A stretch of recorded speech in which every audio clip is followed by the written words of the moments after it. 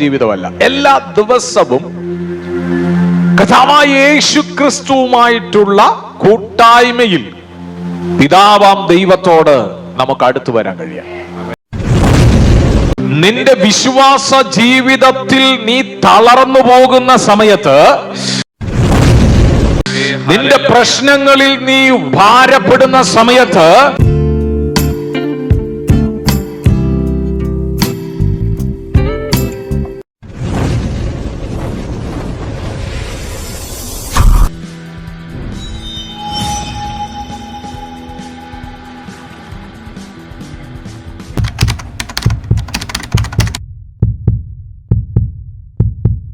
ഒന്ന് വായിക്കാം. എബ്രായർക്ക് എഴുതിയ ലേഖനം 4-ാം അധ്യായം 16-ാം വാക്യം. അതുകൊണ്ട് കരുണ ലഭിക്കാനും തൽസമയത്ത് സഹായത്തിനായിട്ടുള്ള കൃപ പ്രാപിക്കാനുമായി നാം ധൈര്യത്തോടെ കൃപാസനത്തോടടുത്ത് ചെല്ലുക. എങ്ങനെ? തക്ക സമയത്ത്, എല്ലാരും പറഞ്ഞ തക്ക സമയത്ത് സഹായിക്കാനുള്ള കൃപ ലഭിക്കേണ്ടതിന്. ഒന്നുകൂടെ പറയാം. നിന്റെ വിശ്വാസ ജീവിതത്തിൽ നീ തളർന്നു പോകുന്ന സമയത്ത്, നിന്റെ പ്രശ്നങ്ങളിൽ നീ ഭാരപ്പെടുന്ന സമയത്ത്, നിനക്ക് സഹായം ലഭിക്കാൻ ഈ പിതാവിന്റെ അടുക്കലേക്ക് എല്ലാ സമയവും നിനക്ക് ചെല്ലാം. അവിടെ നിനക്ക് കരുണ ലഭിക്കൂ, അവിടെ നിനക്ക് സഹായം ലഭിക്കൂ, അവിടെ നിന്റെ വഴികളെ തുറക്കാൻ ദൈവത്തോടടുത്തു വരാം. വിശ്വാസത്തിന്റെ ജീവിതത്തിൽ ഓടുന്ന, ഓട്ടക്കളത്തിൽ ഓടുന്ന ഒരുവനെ പോലെ നീ ബിരുദം പ്രാപിക്കുവാനുള്ള ഓട്ടത്തിലാണ്. ആ ഓടുന്ന ഓട്ടത്തിൽ നിന്റെ ജീവിതത്തിൽ നീ ക്ഷീണിച്ചു പോകുന്നുണ്ടെങ്കിൽ, ദൈവത്തിന്റെ സന്നിധിയിലേക്ക് എല്ലാ സമയവും ദൈവത്തിന്റെ സന്നിധിയിൽ സഹായത്തിനായിട്ട് നിനക്ക് ചെല്ലാം. ഈ പിതാവായ ദൈവത്തിന്റെ സന്നിധിയിൽ നിനക്ക് വേണ്ടി വഴി തുറന്നിട്ടിരിക്കുകയാണ്.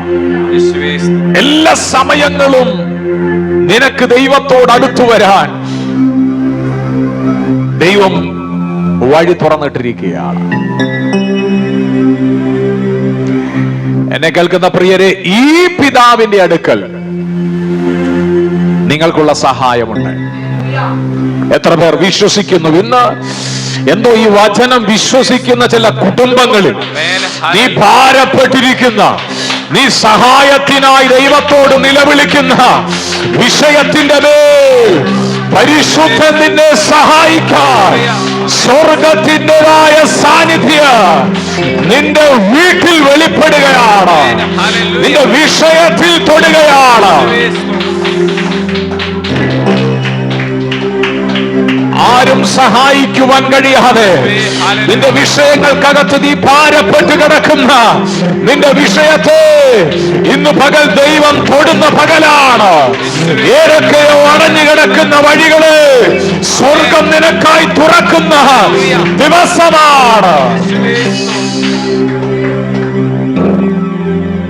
വിശ്വാസത്തിന്റെ ഓട്ടം ഓടുക.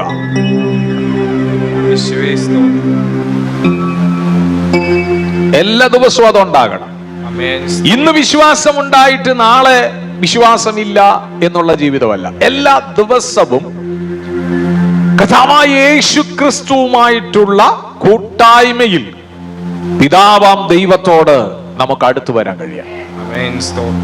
അങ്ങനെ അടുത്തു വരാൻ കഴിഞ്ഞാൽ നിനക്ക് സഹായിക്കാനായിട്ട് ദൈവത്തിന്റെ കരുണ നിന്നിലേക്ക് ചൊരിയപ്പെടും.